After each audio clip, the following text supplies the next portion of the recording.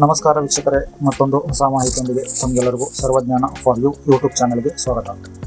ಈ ವಿಡಿಯೋದಲ್ಲಿ ತಿಳಿಸ್ಕೊಡ್ತಾ ಇರೋ ಮಾಹಿತಿ ಏನಂತಂದರೆ, ಈ ಥರ ಒಂದು ವರ್ಡ್ ಆರ್ಟ್ ಸ್ಟೈಲನ್ನು ನೀವು ಯಾವ ಥರ ಎನೇಬಲ್ ಮಾಡೋದಂತೇಳಿ ನಾನು ನಿಮಗೆ ಈ ವಿಡಿಯೋದಲ್ಲಿ ತಿಳಿಸ್ಕೊಡ್ತಾ ಇದ್ದೇನೆ. ಜೊತೆಗೆ ಈ ಥರ ಒಂದು ಆರ್ಟ್ ಸ್ಟೈಲನ್ನು ಯಾವ ಥರ ಮಾಡೋದು ಕೂಡ ಅಂತ ಹೇಳಿ ನಾನು ನಿಮಗೆ ತಿಳಿಸ್ಕೊಡ್ತಾ ಇದ್ದೀನಿ.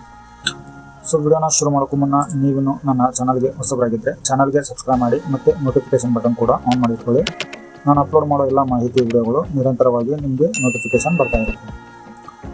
ಸೊ ವೀಕ್ಷಕರೇ, ನಾನು ಇವಾಗ ನಿಮಗೆ ಇದು 2010 MS ಆಫೀಸ್, ಇದು MS ವರ್ಡಲ್ಲಿ ಈ ಥರ ಒಂದು ಕನ್ನಡದಲ್ಲಿ ಆಗಿರ್ಬೋದು ಅಥವಾ ಇಂಗ್ಲೀಷ್ನಲ್ಲಿ ಆಗಿರ್ಬೋದು ವರ್ಡ್ ಆರ್ಟನ್ನು ಯಾವ ಥರ ನೀವು ಮಾಡೋದಂತೇಳಿ ನನಗೆ ತಿಳಿಸ್ಕೊಡ್ತಾ ಇದ್ದೀನಿ. ಸೊ ಡಿಸೈನ್ಸ್ ಎಲ್ಲ ಬೇಕಾದಷ್ಟು ಇರುತ್ತೆ. ಇಲ್ಲಿ ನೋಡಿ, ನಿಮಗೆ ಯಾವ ಡಿಸೈನ್ ಬೇಕೋ ಆ ಡಿಸೈನನ್ನು ನೀವು ಇಲ್ಲಿ ಆರ್ಟನ್ನು, ಇಷ್ಟೆಲ್ಲ ಆರ್ಟ್ಸ್ಗಳಿದ್ದಾವೆ ಇಲ್ಲಿ. ಸೊ ನಿಮಗೆ ಇದರಲ್ಲಿ ಯಾವುದು ಬೇಕೋ ಆ ಆರ್ಟ್ಸನ್ನು ನೀವು ಇಲ್ಲಿ ಅಪ್ಲೈ ಮಾಡ್ಕೋಬೋದು.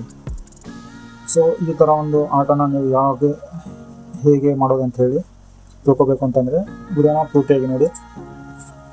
ಇಲ್ಲಿ ನೋಡಿ, ನಾನು ಇದನ್ನು ಡಿಲೀಟ್ ಮಾಡಿ ಮೊದಲಿಂದ ತೋರಿಸ್ತೀನಿ. ಇಲ್ಲಿ ನೋಡಿ, ಇವಾಗ ಇಲ್ಲಿ ಮೇಲ್ಗಡೆ ಇರುವಂಥ ಟ್ಯಾಬ್ಗಳು ಏನಿದಾವಲ್ವ, ಆಪ್ಷನ್ ಟ್ಯಾಬ್ಗಳು. ಸೊ ಇಲ್ಲಿ ಮೊದಲನೇದಾಗಿ ನಾವು ಇನ್ಸರ್ಟಿಗೆ ಹೋಗಬೇಕು. ಇನ್ಸರ್ಟಿಗೆ ಹೋದ ನಂತರ ಇಲ್ಲಿ ನೋಡಿ ವರ್ಡ್ ಆರ್ಟ್ ಅಂತ ಇದೆ. ಸೊ ವರ್ಡ್ ಆರ್ಟ್ ಮೇಲೆ ಕ್ಲಿಕ್ ಮಾಡಿಕೊಂಡು ಯಾವುದಾದ್ರೂ ಒಂದು ಫಾಂಟನ್ನು ಸೆಲೆಕ್ಟ್ ಮಾಡಿಕೊಂಡು ಇಲ್ಲಿ ನಿಮಗೆ ಬೇಕಾಗಿರೋ ಅಕ್ಷರವನ್ನು ಟೈಪ್ ಮಾಡಿಬಿಟ್ಟು, ಇವಾಗ ಈ ಒಂದು ಲೈನ್ ಇರ್ಬೋದು ಅಥವಾ ವರ್ಡ್ಸ್ ಇರ್ಬೋದು, ಅದಕ್ಕೆ ನೀವು ಆರ್ಟನ್ನು ಆ್ಯಡ್ ಮಾಡೋದು ಅಂದರೆ ಇದು ನೋಡಿ ಟೆಕ್ಸ್ಟ್ ಎಫೆಕ್ಟ್ ಅಂತ ಇದೆ, ಟೆಕ್ಸ್ಟ್ ಎಫೆಕ್ಟ್ಸ್. ಸೊ ಇದ್ರ ಮೇಲೆ ಕ್ಲಿಕ್ ಮಾಡ್ಕೊಳ್ಳಿ. ಇದರ ನಂತರ ಇಲ್ಲಿ ನೋಡಿ ಟ್ರಾನ್ಸ್ಫಾರ್ಮ್ ಅಂತ ಇದೆ. ಸೊ ಇಲ್ಲಿ ಇದನ್ನು ನೀವು ಕ್ಲಿಕ್ ಮಾಡ್ಕೊಂಡ್ರೆ ಇಲ್ಲಿ ನೋಡಿ ನಿಮ್ಮ ವರ್ಡ್ ಆರ್ಟ್ ಸ್ಟೈಲಲ್ಲಿ ಬಂದಿದೆ. ಇದನ್ನು ನೀವು ದೊಡ್ಡದು ಕೂಡ ಮಾಡ್ಕೋಬೋದು. ನೋಡಿ, ಇಲ್ಲಿ ಈ ಥರ ಬರುತ್ತೆ. ಭಾಳ ಸಿಂಪಲ್ ಆಗಿದೆ ವೀಕ್ಷಕರೇ.